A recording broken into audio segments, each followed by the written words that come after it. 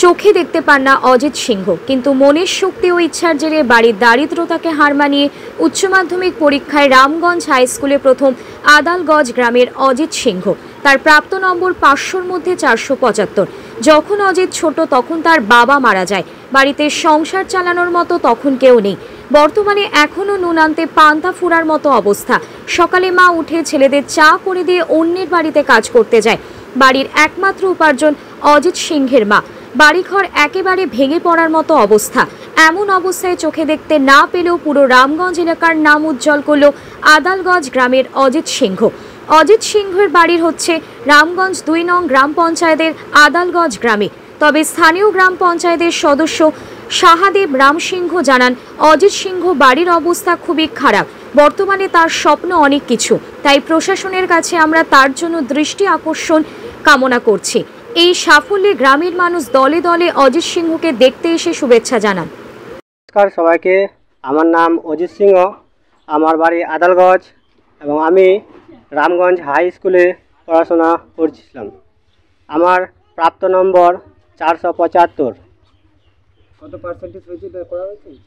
আমার পার্সেন্টেজ 95%। কোন স্কুলে ছিলেন? আমি রামগঞ্জ হাই স্কুলের ছাত্র। এবার উচ্চ মাধ্যমিক পরীক্ষা দিয়েছিলেন? হ্যাঁ, এবার রামগঞ্জ হাই স্কুল থেকে উচ্চ মাধ্যমিক পরীক্ষা দিলাম। এই যে সুন্দর ভালো রেজাল্ট করছেন, কীভাবে পড়াশোনা করতেন? পড়াশোনা বলতে আমার কোনো নির্দিষ্ট টাইম ছিল না। যখনই আমি সময় পেতাম তখনই আমি বই নিয়ে বসতাম। বলছিলাম এটা অনেক দুঃখের সাথে বলতে মানে বলতে গেলে স্পষ্টভাবে দেখতে পাইনি, অনেক কষ্ট হতো। কিন্তু যখন পড়াশোনা করতাম তো অনেক বইটা কাছে নিয়ে দেখতে হতো। এবং কি যখন মাস্টারমশাই আমাকে পড়াতেন বোর্ডে যখন পড়াতেন তখন আমি মানে স্পষ্টভাবে দেখতে পাইনি, কিন্তু আমাকে স্যার যেটা বলতেন সেটা শুনেই আমাকে সে পড়াশোনা করতে হতো। এই যে এতে অবদান বাড়ির মা এবং সবারই তো অবদান রয়েছে, এবং তার পাশে আমাদের স্কুল এবং আমাদের যে সেন্টার রয়েছে আইডিয়াল স্টাডি সেন্টার এবং জামাল স্যার এবং অন্যান্য আমাদের মাস্টারমশাইরা, তাদের অবদান রয়েছে। আমার তরফ থেকে আমার মাস্টারমশাই এবং বড়দের আমি সবাইকে আমাকে সাহায্য করার জন্য সবাইকে ধন্যবাদ জানাই। আপনার বাবা? আমার বাবা অনেক দিন আগে মারা গেছে। এখন আমার মা এবং আমি এবং আমার একটা দাদা আছে। মা কি করে? মা কাজ করে বলতে বাগানে, কখনো আবার এই যে গৃহস্থী কাম এগুলোই করে, আর কিছু নয়।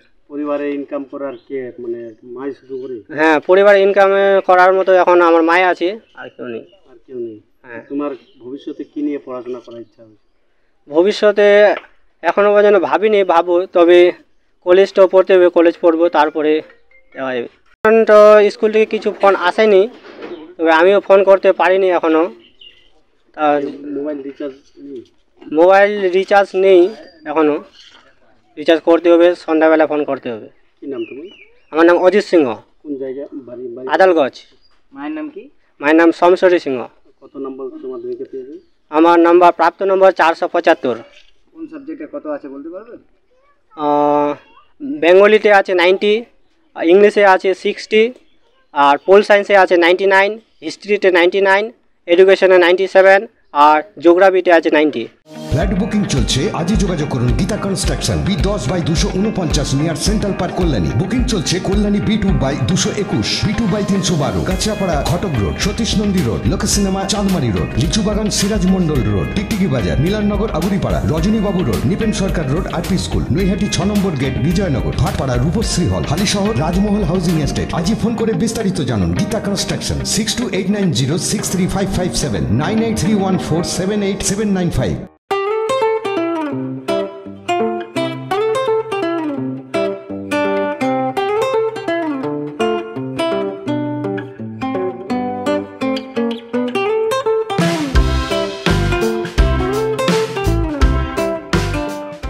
নমস্কার, আমি সিরাম এন্টারপ্রাইজের প্রোপাইটার আপনাদের সবার পরিচিত রবি বলছি।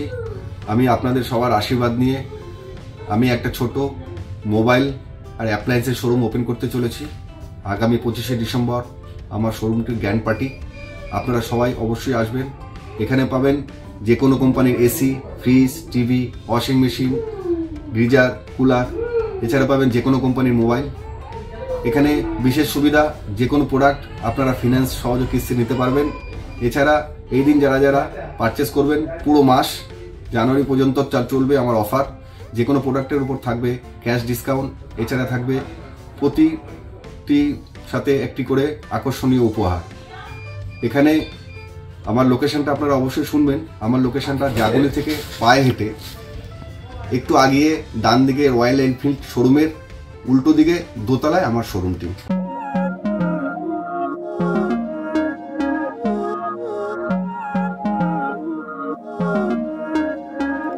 Não é lógico aquilo que sinto quando eu te vi nesse dia cair. Era óbvio, olhando agora, tiveste sempre em frente de mim. E até que enfim, quem diria que o mundo ia estar aos meus pés? Encontrei em mim essa magia que cada deseja. Será que o vento te fez chegar a